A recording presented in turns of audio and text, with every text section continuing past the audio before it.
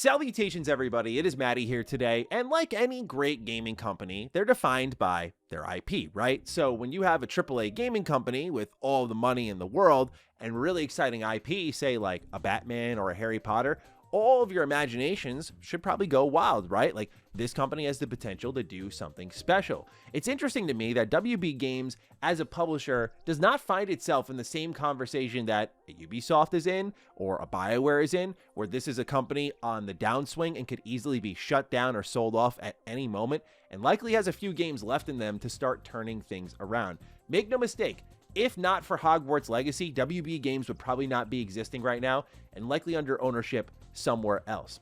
In fact, this should be no surprise at all if you're tracking headlines, because WB Discovery President and CEO David Zaslav actually quite literally stated their games business is, quote, substantially underperforming its current potential. And they just lost their president after 12 years there, which, I mean, dude, don't let the door hit you on the way out. I mean, when you see what I'm about to cover for you all, I'm surprised this man was employed for as long as he was. But as part of David Haddad's exit, it was described as, quote, thoughtfully and purposefully chosen when the release schedule is lighter, end quote. So effectively, he got canned, they're retooling because they need to start making money. And I know a lot of people focused on Suicide Squad a tremendous amount, but it goes beyond Suicide Squad for WB Games. We'll be talking about, of course, the state of Rocksteady, their premier superhero developer, but we'll be talking about Monolith, we'll be talking about Player First Games, who made Multiverses, we'll be talking about Avalanche, who made Hogwarts Legacy, we'll be talking about NetherRealm a little bit, and so much more in this video. In fact, it's staggering, stunning, just how shit of a spot this company is in. So, kick back, grab your favorite snack, a drink, let's go down the facts here, shall we? Ladies and gentlemen, WB Games is taking quite a nosedive. If you want to know what's going on in the industry, you're in the right place. Consider subscribing. So, of course, we've got to start our research, our deep dive at Rocksteady. How could you have a conversation about WB Games without talking about Rocksteady? Suicide Squad needs no introduction at all. It was a $200 million flop, as stated by WB themselves, and Bloomberg actually reported that this was anticipated by WB execs to be a billion-dollar franchise, completely missing the pulse of what people liked Rocksteady for. Support of the game was terminated January of 2025, and their QA team has been halved in size with more redundancies made beyond that. Now, they're reportedly moving on to a new single-player Batman game, according to Bloomberg once more, and it was once rumored that this was going to be an Arkham Asylum remake, but was then shut down by Del Walker, who was the senior character artist on the game. The trick, though, here, and the problem with when you have one really supremely bad brand identity breaking title like a Suicide Squad, is that you lose the talent that made Rocksteady great up until that point. Its founders, in Sefton Hill, as well as Jamie Walker, have left Rocksteady at the end of 2022 to form a new team called 100 Star Games, which is made of about 100 or so industry veterans, and we don't know what they're working on yet, but hey man, I really hope it's a superhero game. That would be sick. Bloomberg also stated in their report on the development of Suicide Squad that this title was completely understaffed, and what did infest this studio was a culture of, yes, you've heard this many times before in AAA development, toxic positivity that discouraged criticism. But I think really underneath it all, the real fall from grace for Rocksteady is that after Suicide Squad, while they were trying to figure out what they're going to do next, because Suicide Squad wasn't popping off, and Rocksteady does have a lot of brand recognition, the ability to make maybe another great superhero game, who knows, is that they were tasked to go work on the definitive edition for Hogwarts Legacy. Can you imagine that? Going from Arkham City, which I personally think is right there as the best superhero game ever. Like, you can ask me, some days it'll be Spider-Man 1, but most times Arkham City. To go from that to now making ports and definitive editions for other companies' games is a tremendous fall from grace. I'm rooting for Rocksteady, and to not make it all negative, I will say this. In a time where companies like Ubisoft, BioWare, it feels like people are trying to champion their downfall more than anything, I do feel like the door is slightly cracked open for Rocksteady to reclaim some of their reputation. When you really look at it objectively, since 2009, they've had one miss, and it was pretty catastrophic. For a lot of people, their worst game before that was Arkham Knight. And if that is your worst game, then you're doing something really well, because that game not only looks beautiful to this day, but I love the story. I love the combat. Like, that game is amazing to me. So if that is your worst game per se, just like when WB ignores the likes of Arkham Origins because it's the worst one and it's amazing, I'm like, you really got not much to worry about there. So I do feel like Rocksteady can grab their identity back, but they got to nail this next game, whatever it may be. And so, yeah, they're working on the Batman game they always should have. And I don't know if this is the Arkham universe or not. I mean, they kind of reversed some of the endings in a comic that released for Suicide Squad outside of the game that just pretty much went like, it was all a dream, if you will. Stupid, man. Awful. What a waste of time, the fact that I beat that game. Now let's get into the fun one.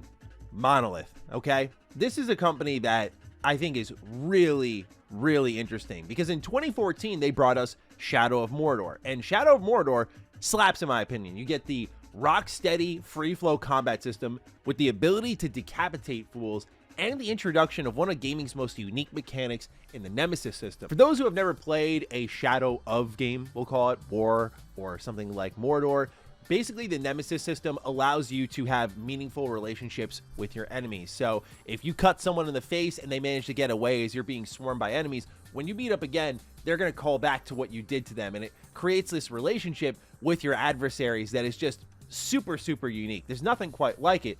And there's a reason there's nothing quite like it that we'll get into. But in 2017, just 3 years later, we got Shadow of War, which was ruined for many people by weirdly shoehorned in microtransactions. These were loot boxes that would allow you to get more gear, allow you to get more orcs. And it wasn't until 9 months after the game's release that these were fully removed, no doubt after the check had cleared for WB and Monolith. In 2021, WB secured a patent for the signature Nemesis system, ensuring that, unlike almost every other mechanic in gaming, only WB and its family of studios would be able to iterate upon this technology. Now, to be clear, before I go on a little bit further, I don't mind protecting the branding of a technology. For example, Square Enix protected the name HD2D. So when you see something from their family, it is like that is their genre. They have pioneered a new visual genre. And I think that is totally fine. It's a marketing term. When I, as a huge HD2D fan, hear that term, I turn my head. Oh, triangle strategy. Oh, Octopath Traveler. You got it. I'm in just by art style alone. It's effective and it works. That is okay. If they protected the name like Nemesis system is ours, but the mechanics y'all can mess around with, that's cool with me. But they protected the whole dang thing. So no one can iterate on it. Kind of like what we saw with Pal World and Pokemon and throwing a ball and catching a monster in an open field. You can't do that. Only Nintendo can with Pokemon.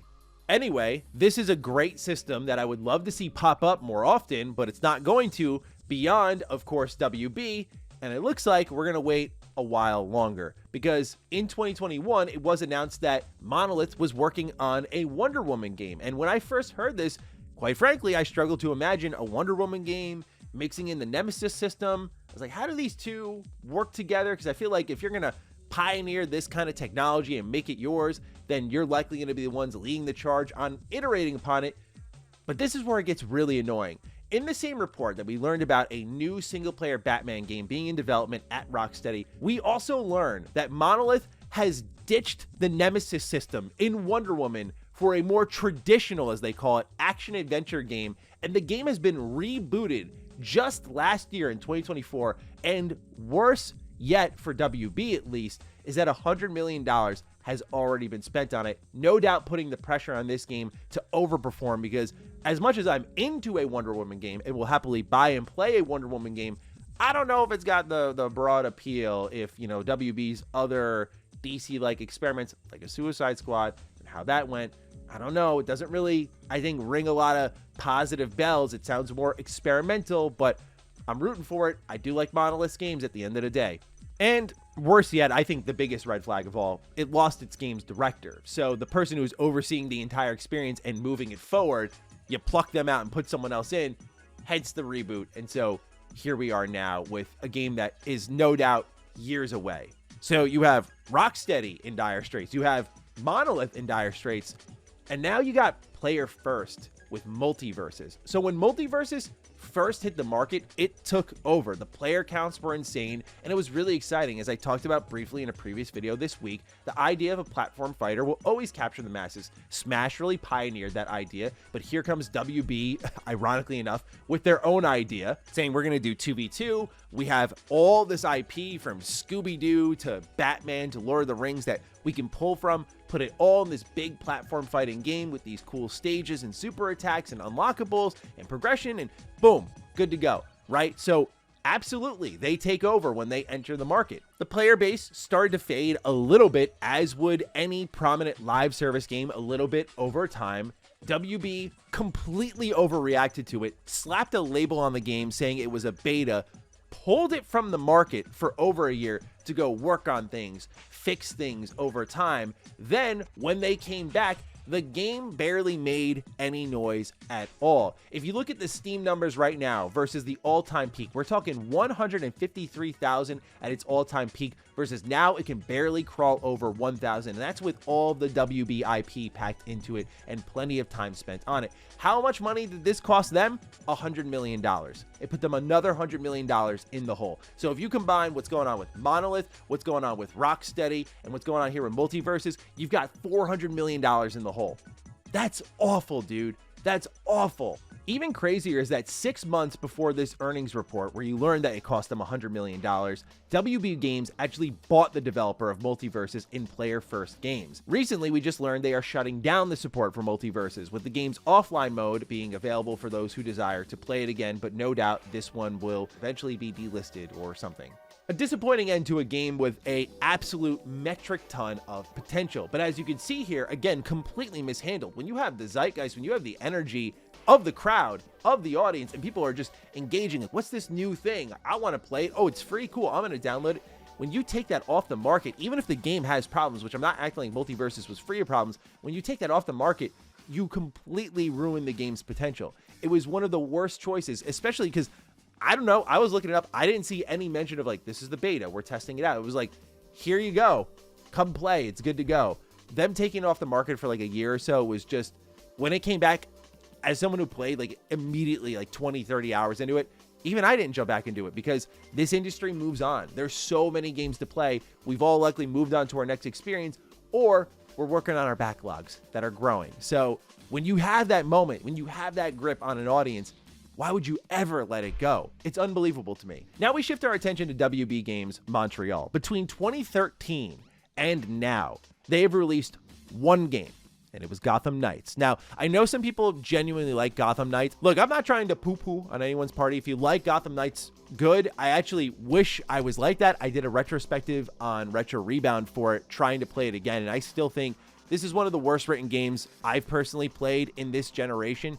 Not only that, but when it comes to Gotham Knights, I felt like it was immediately a compromised product from the start. You could immediately sense the live service elements it was originally built upon, much like, say, a Veilguard, where you just felt the remnants of that old game, and it was very hard to detach from that. Things like it being kind of an action RPG felt very out of place as I was grinding for gear or grinding missions in the open world to unlock other story missions. It just felt like two games that were designed at different times and trying to find an ideal route to the end, which is what we ended up getting. Point being, even if you like it, I think you can admit the game didn't necessarily light everyone's fire, and that's not really great when you wait that long for their next entry between Arkham Origins and now. To be fair, in between these years, they had canceled titles like a Batman game about the Court of Owls, but this wouldn't be the only cancellation we'd learned about, as we just learned in this same Bloomberg report that they had recently canceled a Flash game in the works because of how badly the DCU film had done. And yes, I've heard bad things about the film, but I am sure this has a lot to do with the rampaging lead actor right ahead of the movie coming out, to the point where people thought that WB was going to have to pull this thing from the box office before it had actually launched. Like, it was getting to that point. I feel like that had something to do with it. You know, to me, this is the biggest bummer. I've been saying there might be an Easter egg video I have on this channel for when Arkham Origins came out, and I remember speculating that Rocksteady was going to go on to make like a Justice League game or something, because there was like a street sign that point to like Metropolis and stuff, and I didn't recognize at the time because I was just a dumb kid. That this is just a cool little Easter egg, a little nod to other DC characters. I thought it was something so much more, but nonetheless, back then and even now, the dream game for me that I was like, I'm just so curious how a developer could figure it out, was a Flash game, right? And I have to say that if there was one aspect I did enjoy a bit when it came to Suicide Squad, it was just seeing Flash, because for me, I was like, wow, finally, like, I get to see him in a game. I mean, it's not perfect, but cool. Like, he's finally here. So it's just a bummer to see that they were pitching that and it got shut down. But also, they were pitching a John Constantine game, which also got rejected. And now it's said that WB Games Montreal is moving on to pitch a new Game of Thrones title. This comes after 99 job layoffs had occurred at the studio in 2024, and that's reportedly a third of this team's workforce. So they're not exactly in the best position either, and with their infrequency of releases and their inability to get projects green-lit, which seems to be a very regular thing, and I know it's very common, by the way, in game development. I'm just throwing out there that this is just a highly reported thing when it comes to WB Games Montreal specifically. I'm hoping they can get something off the ground, but I gotta wonder about this team's future as they continue to try and figure it out. Oftentimes forgotten in the conversation of WB Games is the Lego division. Yeah, they have TT Games, who makes amazing Lego games, and so this has been a little bit troubled as of late if a report from Polygon in 2022 is to be believed. It's there that we learned that according to more than 30 current and former employees there at the time, crunch culture was real, development schedules were tight, and tools were outdated, giving birth to the inside term known as PTTSD. Skywalker Saga would face 3 separate delays, with overtime being an expectation and directors even following staff out of the building to see if the reason they were leaving was valid despite them clocking out at the proper time. This team went from annual releases that had to meet deadlines of, say, films like we saw with many a Lego release, to now a 5-year development cycle on what is the penultimate Lego Star Wars game, or at least they were trying to do that combined the adventures of all 9 films together. Part of the wait was due to what is called feature creep, which you can absolutely see in the final product for yourself. The overhauled melee combat, which, you know, the Lego games are supposed to be very simple and easy to pick up. So I never had an issue with the combat, but I do think the combos you can chain together in Lego Star Wars Skywalker Saga is kind of sick. They added third-person shooting. They had open world elements. They had an optional mumble mode, and I'm probably forgetting a bunch, but they had a lot that was thrown into this game over time. And so that makes it like a great Lego experience, but that was a very long development cycle for a Lego game versus what we typically got, which is like every year or two was a new big Lego game. Now they're rumored to be working, of course, on a new Lego game, but the IP is said to be either Lego Batman or Lego Harry Potter. So we'll find out as time goes on, but the frequency of TT Games releases, especially in this generation, has been a major drop off, and no doubt that is a loss of revenue because the Lego brand is excellent, right? Like, you have people like me, man-childs, who just love Legos and love Lego games, who will pick up all the Lego games. I have like every single Lego game in my collection, and it's something I want to one day just sit down, plop my ass in this chair, and just go through all of them at some point. So you got people like me, and then of course it's an easy gift for kids. It's a great franchise for kids, so you get this kind of IP that can target all audiences. You can play co-op with your kids or with your friends. Like, it has such a broad appeal in a very natural way, which is why it's always been such a high seller. So for TT Games to go away for a while is another dip in revenue. NetherRealm is up next because right now there's just a lot of rumors and speculation. So we'll focus on them very little, but I still wanted to address them in the conversation. They do make the highest production value in the terms of fighters, right there next to Tekken 8. Like, after Tekken 8, I think they're neck and neck now. But before Tekken 8, I would say easily NetherRealm was the creme de la creme when it came to story presentation, cutscenes. Of course, the money they probably have to pay to get these guest fighters in on Mortal Kombat has to be absolutely insane. But while I'm not a big fan of like the cameo system in Mortal Kombat 1, these guest characters are catching my eye. Just a lot of really cool names popping up. Despite that, in selling 5 million copies, there was a belief that this had not done enough for WB and that the game may get shut down a little bit earlier and that they may have to hustle on to whatever is next for them, which is presumably, if that Nvidia leak from years ago is to be believed, Injustice 3. Still, when you have a Mortal Kombat game that also serves as a great entry point, selling over 5 million copies, and it still might not be enough, that is a big question mark. But I don't want to put too much doom around them yet because compared to everything else we've covered here, there's less information about Mortal Kombat. But what we can talk about is the team that's responsible for all of these companies basically staying in business, and that is Avalanche, who went on to make, alongside Portkey Games, Hogwarts Legacy. And Hogwarts Legacy pushed past 20 million copies and did the unthinkable, outselling Call of Duty. This is absolutely crazy to think about. That almost never happens. In fact, I can't think of a game off the top of my head where it did happen, where a non-Call of Duty game just surpassed Call of Duty in sales in a calendar year. That is absolutely incredible. That has led to a sequel being greenlit. According to WB Discovery's CFO, they called it one of their biggest priorities. And DLC is apparently coming this year in the form of a definitive edition, which we now know Rocksteady may have helped a bit on, with about 10 to 15 hours of additional content. I will just say this, with a very much money-hungry, foaming at the mouth for live service WB Games division, who needs wins, and they have their golden child IP here in something like a Hogwarts Legacy, I think the natural human reaction is to be like, all right, y'all do your thing and just go print money. But again, throwing in all these other factors and how much money they need, I could see them just ramping up Hogwarts Legacy, as they probably should. I mean, Harry Potter did not see a major AAA game release up until Hogwarts Legacy, and it showed that there was a major demand for that over all of these years when we saw the sales numbers for this game. And no doubt, with the definitive edition and the DLC, it's going to pop up again. I think out of a bunch of terrible business moves, this is probably their best one. Let's put DLC and a definitive edition out for Hogwarts Legacy and see how it does, and no doubt it's going to sell millions of copies. But as they try to expand this IP and do more Hogwarts Legacy things, I worry about, do they try to inject live service elements, multiplayer elements, spin-offs? Like, what does this become? Because no doubt it's a tentpole now with those sort of sales compared to everything else that they have. I could see a world where they absolutely push TT Games to work on a Lego Harry Potter game, given what we're seeing here with Hogwarts Legacy. It's like, give them more Harry Potter. They want more Harry Potter. Give it to them. Anyway, that's the state of WB Games. I know it was a long video, but as you can see, just absolutely abysmal performance from top to bottom. And it's just inexcusable with the IP that they own. I think the easiest solution is to go and do what Marvel did. Marvel was trying to spin up their own stuff constantly, and we saw what happened when we got like the Thor MCU game, the Captain America MCU game. Like, it wasn't really working out. But when they started licensing things out and we got things like Spider-Man, Guardians of the Galaxy, I know not all of these have sold incredibly well, but man, what a difference in quality when you go to a developer with a vision versus forcing your in-house studios to work on stuff that they don't really have much passion for. You can just see and feel the difference, and Marvel, again, is the living example of leading in that proper direction. So I hope WB does go in that route. I think that they can have their cake and eat it too. They can have all of their technology and studios lead in-house if they want to work on these IP, but I think if WB is looking to make good money, start licensing this stuff out, man. Not only is the quality falling, but the gaps in releases, the fact that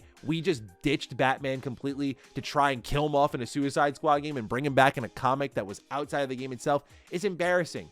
Go give it to a team that is actually passionate about it. I'm rooting for all of these teams. I hope they do get back on their feet because WB has a lot of important IP. And I always say that, same thing when people were like cheering on something like a Ubisoft being sold off to Tencent. I'm like, be careful what you wish for, right? So I'm hoping WB gets back on their feet after they seem to be retooling, hitting the reset button.